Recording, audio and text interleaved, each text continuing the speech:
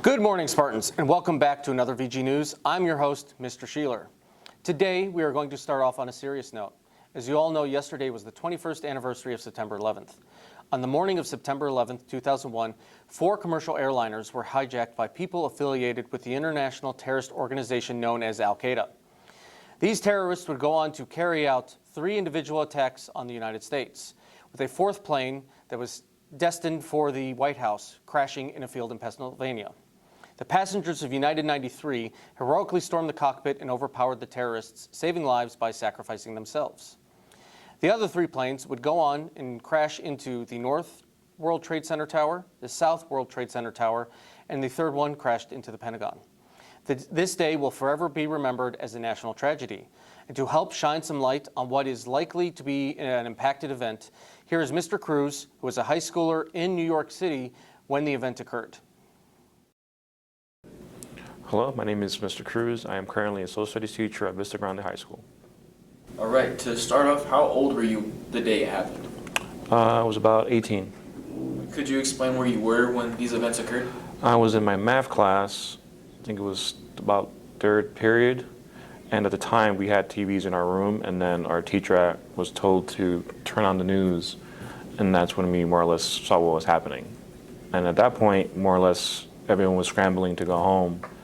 I went home, I had to take the train home. The time my high school was like in Midtown, so it was probably, I would say, 2 miles away from where the planes crashed. And I managed to get a train home, and when I got home, I had to go run to pick up my brother and sister. They were in junior high at the time, and then bring them back home. Yeah, go ahead. All right, so how were you able to cope with the aftermath of these events? I mean, to put it more closely, it's more or less thinking about it as in it felt like it was the end of the world. As we know, because everything was happening, we didn't know whether there was going to be more attacks or what was going to happen, and it was panic. So then imagining all the trains and buses are like locked down and people had to walk home. I had a cousin who walked from his college all the way to like Westchester, which miles-wise, it was more than like 10 miles. So. Is there anything else you would like to add? Well, I mean, it's one thing to think about these events, but also just remembrance and think about people, loss of life and how people were affected by it. And for a person who was actually there when it happened, for New Yorkers for that matter, it made them resilient when it comes to these kind of situations. So it made them be more self-aware of who they are and their loved ones. Great, thank you so much. Thank you.